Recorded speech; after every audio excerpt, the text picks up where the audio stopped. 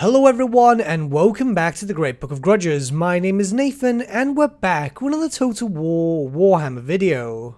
Yesterday we discussed the Great Game of Chaos, and I must admit that the more I delved into the video, the more I was thinking about the Realms of Chaos itself. For those not aware, the Realms of Chaos is a different plane of existence linked to the Warhammer fantasy world. The Realms of Chaos themselves act as the physical, or better yet said, metaphysical domain of the Chaos Gods and their extensions, the Demons of Chaos. Now, since the announcement of Warhammer 3, it's been confirmed on multiple sources that we're going to go to the Realms of Chaos itself. One such example is from the Steam page, which is on screen right now, with a quote from that page specifically saying, "And now both have cause to cross the threshold, and send their armies into the Realms of Chaos." This is further reinforced through multiple different articles that Creative Assembly had with different outlets. So why am I making this video?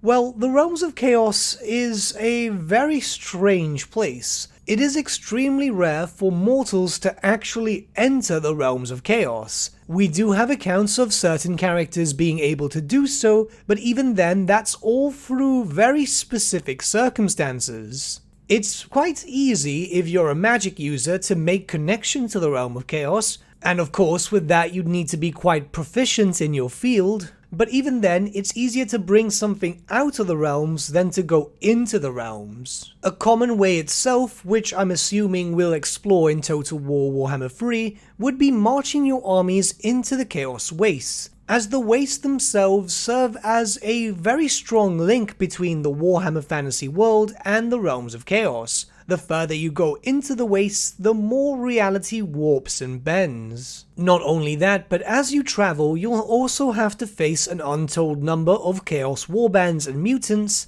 and the further you go in, more and more demons, as due to the warping powers of Chaos and the fact that the Chaos Waste acts as a sort of anchor, they're able to stay in the physical world around that location for much longer than in other locations. So we've already discussed how to get to the realms, but here's where the complication actually starts. And for this, I'll be drawing reference from the lore of Warhammer Fantasy and Warhammer 40,000. Warhammer Age of Sigmar will not feature too heavily here, as it's a little bit different when it comes to the realms and gods in general. So as soon as you or your companions enter the Realms of Chaos, you will now be a massive target.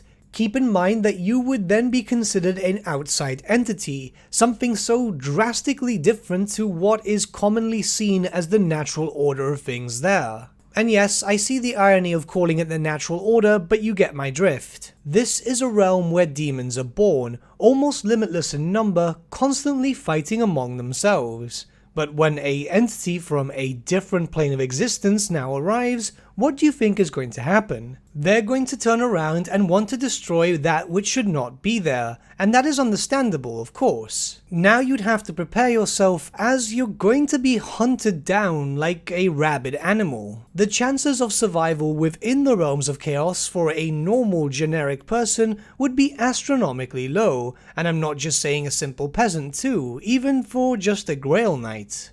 And yes, we have had some characters survive within the Realms of Chaos for a prolonged period of time, more or less. Oxyotl, the Chameleon Skink, is a perfect example of this in Warhammer Fantasy, and Kaldor Drago, the Merry Sue of the Grey Knights in Warhammer 40,000, has been able to do so too. Both of these characters are in a very rare circumstance that they're able to survive in the Realms of Chaos. But the main thing about this is that they're primarily alone. It's much easier to hide throughout the Chaos Wastes when you're not hindered by other people, as cruel as that sounds. But how could it possibly work in regards to Warhammer 3 when you're marching in there with armies? An army is obviously much more noticeable than a single entity or a squad, so it is expected that you'll be under constant attack by all the different forces of chaos, which can work rather well with how already the Total War series is taking Warhammer on. But this is where we get back into the lore aspect of things.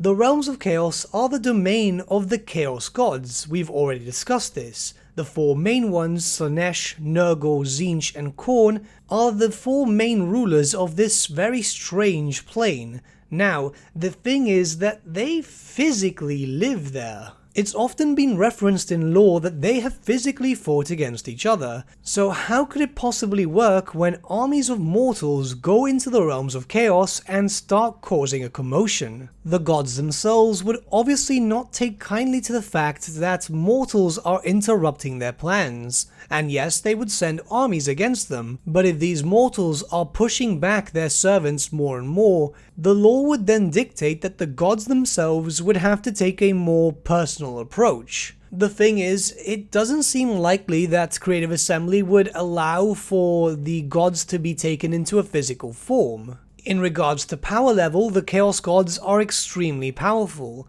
This isn't like Ariel for the Wood Elves, where she is an avatar of Isha, so therefore not a full representation of her full power, and even then she would not be able to match up against them.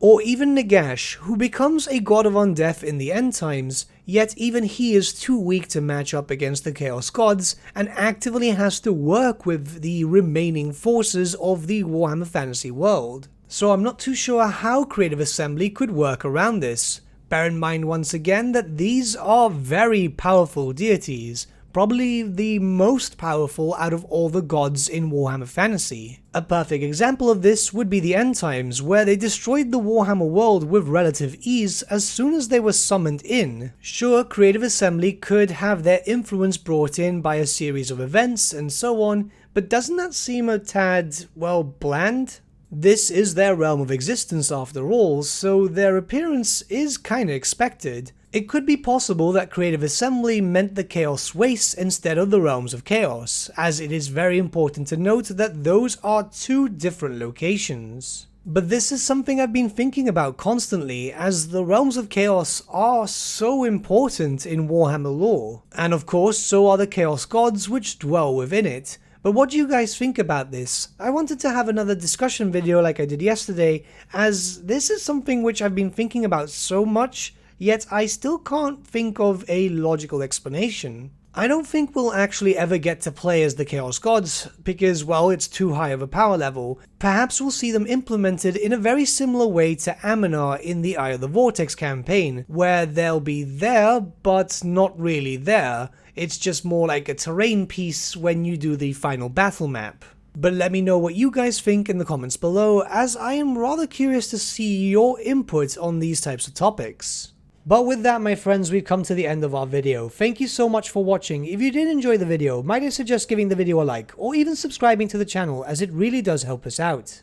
In the description section below are various links to different social media platforms such as Facebook, Instagram, and Discord. Also in the description section is an affiliate link with Element Games, where you could buy loads of hobby-based products, not just Warhammer, for 10 to 25% off. Making a purchase using that link and also our special code, which is also in the description, supports the channel at no extra cost to you, which we think is rather cool. A big thank you to our patrons. Your support means the world to us. It's amazing that people want to help a small channel like us grow and get to a higher level of content. A big thank you to Gibraltar LUSC, Ryan Bertsche, Andrew Prince, and Okro for subscribing to us at our Fane level. You guys are super cool. And a big thank you to Edward Yule, VS Vasan, Aaron Whitman, and Shaggy for subscribing to us at our King level. Honestly, we can't thank you all enough. And lastly, a big thank you to all of you for liking, sharing, and commenting on these videos. Honestly, it's because of you guys that the channel's been growing at such a great pace lately, so we can't thank you all enough. But with that, my friends, thank you so much for watching once again, and we shall see you all again very, very soon.